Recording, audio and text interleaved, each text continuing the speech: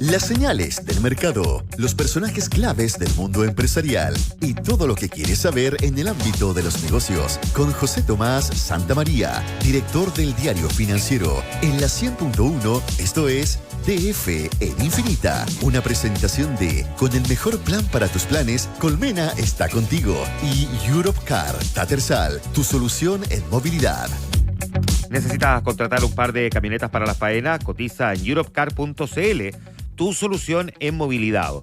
Colmena está contigo cuando llegas al momento de grandes decisiones. Es importante pensar en tu salud. Con el mejor plan para tus planes pensados para ti, con acceso a clínicas privadas de primer nivel, desde siempre, hoy y más que nunca, Colmena está contigo. José Tomás Santamaría, ¿cómo te va? Muy bien, ¿y ustedes? Muy bien también. Con Juan Manuel. Tengo varias preguntas que hacerle. Miércoles. A ver.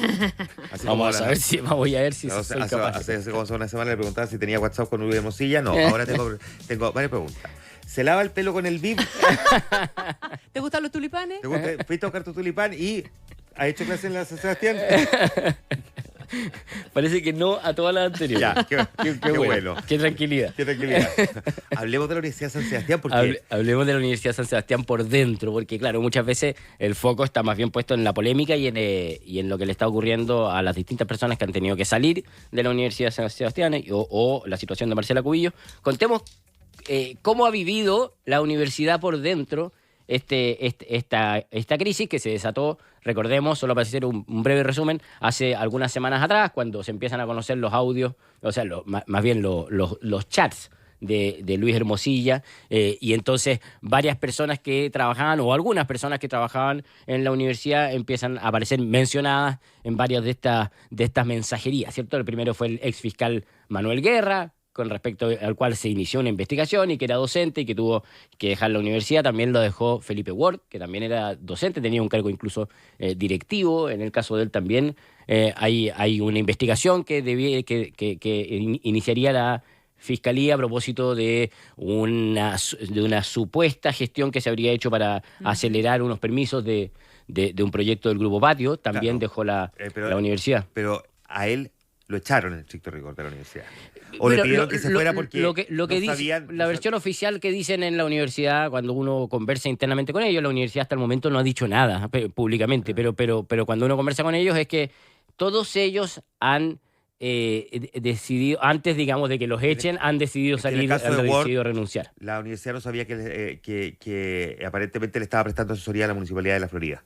Ya. Entonces dicen que se enteraron por la prensa y que esa fue la razón por la que le dijeron no, era incompatible y por lo tanto le pidieron que dejara el cargo.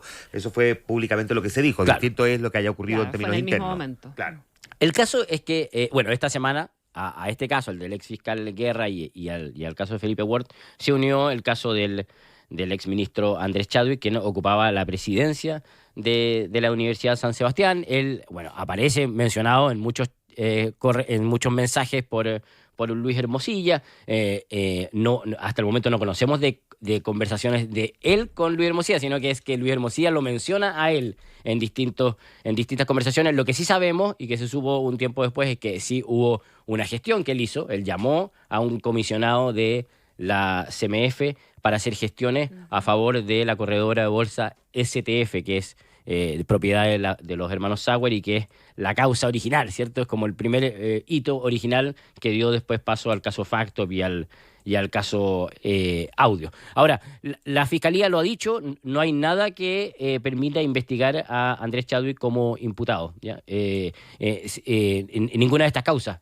abren una causa como imputado para Andrés Chadwick hasta el momento. Lo que finalmente habría motivado la salida de Andrés Chadwick es lo que pasó esta semana con la denuncia constitucional que se presenta, la acusación constitucional que se presenta contra Ángela Vivanco por un grupo de parlamentarios oficialistas en donde mencionan a Andrés Chadwick y donde Andrés Chadwick dice que tiene que defenderse y que va a anunciar querellas contra estos parlamentarios. Y bueno, ese es el hito que Andrés Chadwick marca para renunciar a la Universidad de San Sebastián, considerando que esto podía de alguna manera complicar, o sea, defenderse desde dentro de la universidad podía complicar a la universidad. A todo lo anterior, a toda esta gente que ha salido de la universidad de alguna manera salpicados por distintas aristas del caso Audio, se suma el artículo que publicó El Mostrador esta semana y que da cuenta del sueldo que recibía Marcela Cubillos como profesora no tiempo completo, digamos, de 17 millones de pesos brutos. Entonces te pregunto, ¿cómo la universidad está viviendo esta crisis por dentro?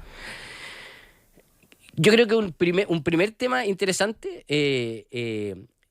para ver cuáles son los personajes al interior de esta universidad es contar quiénes son los dueños, Sí. ¿ya? De la universidad, que es algo que no necesariamente es tan conocido, ¿ya? Que es algo tan conocido. Es una universidad que se formó en los años 80, pero probablemente el hito más importante de los últimos años respecto del rumbo que tomó y el crecimiento que ha tomado se vivió el año 2006-2007, cuando uno de los socios de la Universidad San Sebastián, José Luis Zavala, se acerca a los accionistas de una inmobiliaria que se llamaba la Inmobiliaria Andrés Bello, para que ingresaran a la propiedad. En ese grupo está quienes después lideraron el crecimiento de la universidad. Andrés Navarro, Luis Cordero, Marcelo Ruiz, Ignacio Fernández, Alejandro Pérez. Son los que ingresaron en ese momento. De hecho, Alejandro Pérez asume la presidencia por 10 años, lo reemplaza Luis Cordero, quien finalmente fallece en junio de este año, que lo reemplaza a su vez Andrés Chadwick, con quien se conocían desde los años del gremialismo y de la fundación de la UDI. De hecho, cuentan al interior de la universidad, fue el propio Luis Cordero quien, antes de fallecer, manifiesta a los integrantes del consejo directivo que lo reemplace Andrés Chadwick, cosa en la cual estuvieron todos de acuerdo. José Luis Zavala falleció poco tiempo después y quedó su hija, Pilar Zavala, como una de la persona, digamos, parte de los accionistas del grupo. Pilar Zavala es una empresaria bien importante, pero más desconocida. Tiene negocios inmobiliarios, tiene negocios agrícolas, es dueña del Chacanchís, digamos, que quizá es lo más conocido. ¿Cuánto cumpleaños? Claro. Otro hito que ha marcado como la propiedad de la Universidad San Sebastián es el fallecimiento, el accidente aeronáutico, que probablemente ustedes recuerdan, el año 2010, Sí, claro. junto con el terremoto en la comuna de Tomé, en donde murieron 3 de los accionistas relevantes de la compañía, de la universidad, perdón, Luis Ernesto Videla, Ignacio Fernández y Marcelo Ruiz, ¿ya? Bueno, tras todos estos movimientos, hoy día la propiedad de la Universidad San Sebastián, que es algo que no se conoce mucho y que nosotros hemos estado recabando en el diario financiero, está constituida de la siguiente manera: un 20% de la propiedad es de los herederos de José Luis Zavala, es decir, de Pilar Zavala y su hermana. Otro 20% es de los herederos de Luis Cordero, ¿ya? De hecho, un hijo de Luis Cordero, José Tomás, es miembro de la Junta Directiva. Y luego hay 6 personas que tienen un 10% cada uno, es decir, el restante 10%. Y ahí está Andrés Navarro, que tiene un 10%, Alejandro Pérez, que tiene un 10%, uno de los fundadores de la universidad, que todavía se mantiene, que se llama Javier Pivesic, que tiene también un 10%, y bueno, la sucesión de Marcelo Ruiz tiene un 10%, la sucesión de Ignacio Fernández y la sucesión de Luis Ernesto Videla, todos ellos tienen un 10%. Otra persona que tenía un porcentaje relevante era Pablo Valenzuela, el científico. Él tenía un 10%, pero cuentan que hace un tiempo atrás, antes de que se conocieran todas estas polémicas, él cedió este porcentaje a justamente Luis Cordero, con quien eran muy amigos. Todos ellos tienen sus representantes hoy día en el Consejo Directivo, en el Consejo Directivo, en donde en general están los hijos de hecho, hoy día hay una hija de Andrés Navarro, una hija de Alejandro Pérez, y bueno, y los herederos o las viudas de todas de las personas que han fallecido en estos accidentes. Yo entiendo que Alejandro Pérez ha jugado desde la salida por su muerte de Cordero, especialmente, ¿verdad? Un rol bien importante. Me imagino que en esta pasa también. Claro, y eso es algo que es bien Alejandro llamativo. Pérez, recordemos quién es Alejandro Pérez. Alejandro Pérez era el gerente de Sesco, De Celco. de Celco, en la crisis de los cisnes. ¿Se acuerdan Claro. ustedes de los cisnes? Claro, es un hombre que Tremendo, sabe ¿no? de crisis, que sabe de manejar crisis. Fue gerente general de Celco, que es la forestal de Copec, digamos, lo que hoy día conocemos como Arauco, que después Claro. que se llamaba Celulosa, Arauco y Constitución. Y él fue quien lideró o quien manejó la crisis justamente por la muerte de los cisnes en Valdivia. Él es quien, sin ser ni siquiera miembro del Consejo Directivo, sino que solamente siendo socio y siendo expresidente, quien se ha visto obligado, a raíz de la muerte de Luis Cordero, su amigo, a tomar la dirección de esta crisis, digamos, y asumir un rol conversando con las distintas personas para ver cómo se puede ir manejando y solucionando las distintas situaciones que se han ido ocurriendo y que son bien variadas, digamos, en distintos puntos. Recordemos sí que la universidad ha vivido un fuerte crecimiento a raíz con la llegada de estos nuevos accionistas. O sea, es una de las universidades más grandes del país. Su matrícula ha crecido un 50%, digamos, si es que se compara desde en los últimos 10 años. Es decir, ha tenido un crecimiento súper explosivo con cerca de 50.000 estudiantes. ¿Ya? Entiendo que solo supera la Universidad Andrés Bello, ¿no? Claro, lo supera la Universidad Andrés Bello, que era la universidad que previamente era propiedad de estas 4 personas, sí, claro, de Luis Cordero, que se la vendieron después a Laurent International. Bueno, cuando uno conversa con las personas que están adentro, bueno, pues hay 2 casos que son distintos, ¿cierto? El de Andrés Chadwick y el de Marcela Cubillo. 2 crisis, digamos, que se desataron al interior.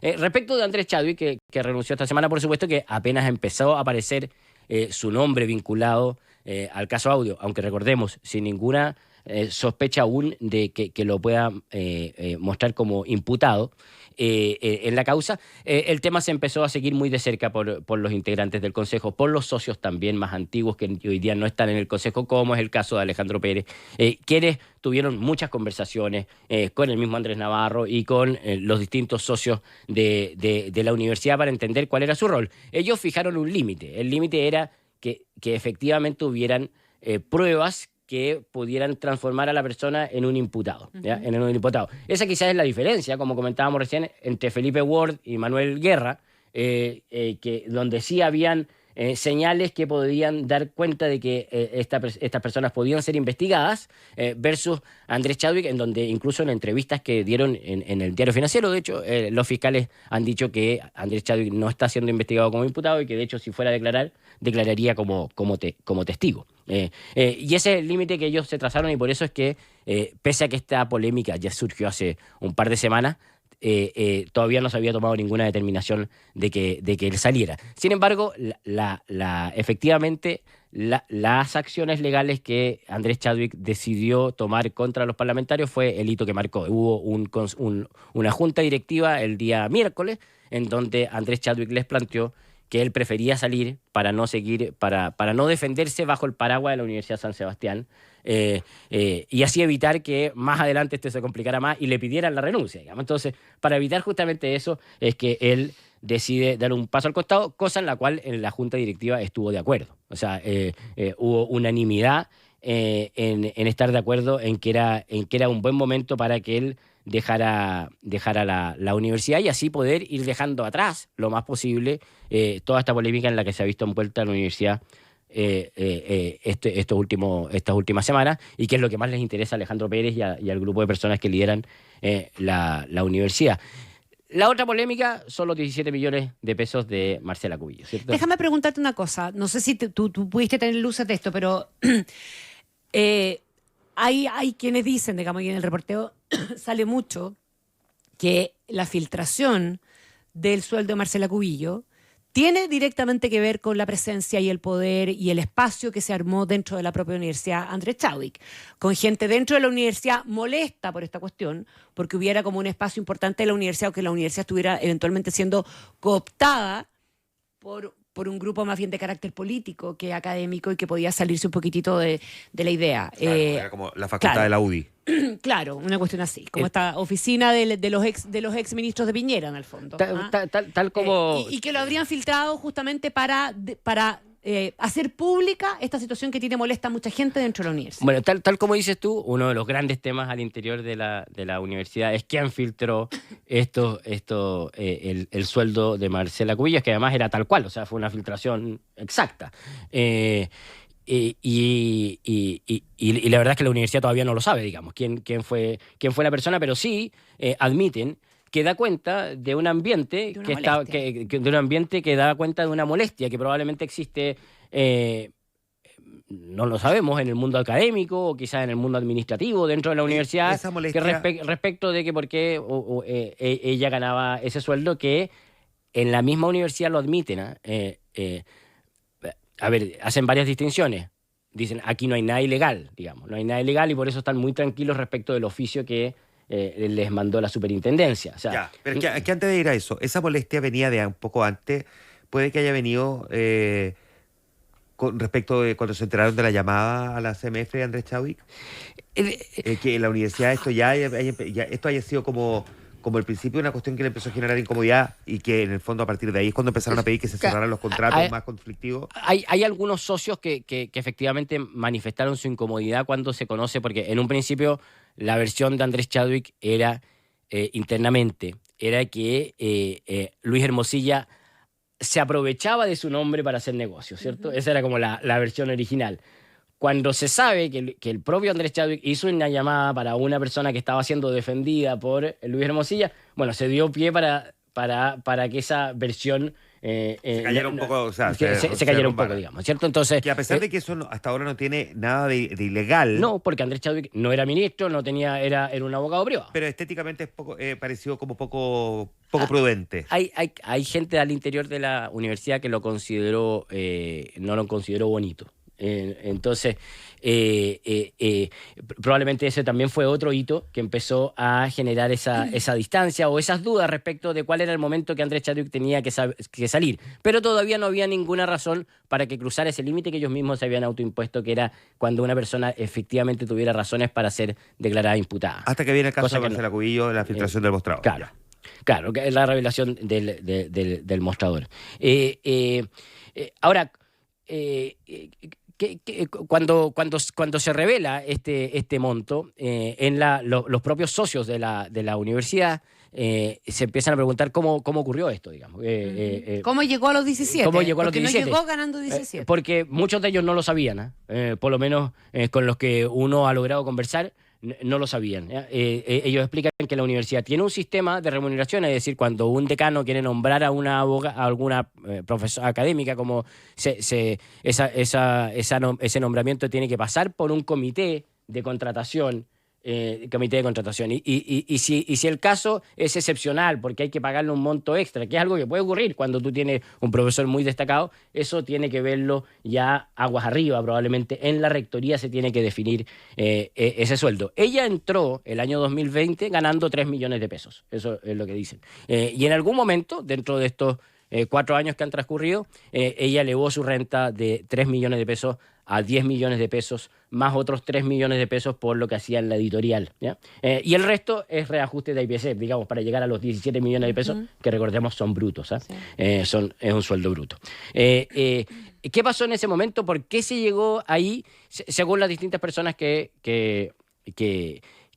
participan, dicen que fue una decisión que tomó Luis Cordero. En su minuto, quien, como decimos, falleció, digamos, y no hay cómo saber, digamos, exactamente cuáles fueron las razones. Al parecer habrían sido porque había que retenerla porque estaba recibiendo algún otro ofrecimiento. Eso es lo que han dicho al interior, lo que se comenta al interior de la Ella me dijo a mí en la entrevista que le hice esta noche que quien la llevó a la universidad fue efectivamente Lucho Cordero. Eso fue lo que me dijo. Claro, es la persona cercana y es la persona que... Y ese es un primer análisis que hacen al interior de la universidad, que cuando tú veas casos excepcionales que pueden ocurrir, gente que tú le tengas, por ejemplo, no sé, si tú tienes un profesor muy destacado y necesitas pagarle más, que eso no lo vea una sola persona, sino que lo vea un comité, digamos, que sea colegiado, ¿ya? Para que haya una justificación cierta de por qué se le está pagando más a una persona. Ahora, el análisis que hacen los socios es que, bueno, primero no es ilegal, segundo, Marcela Cubillos hizo su trabajo, digamos, que es un primer punto que para ellos es importante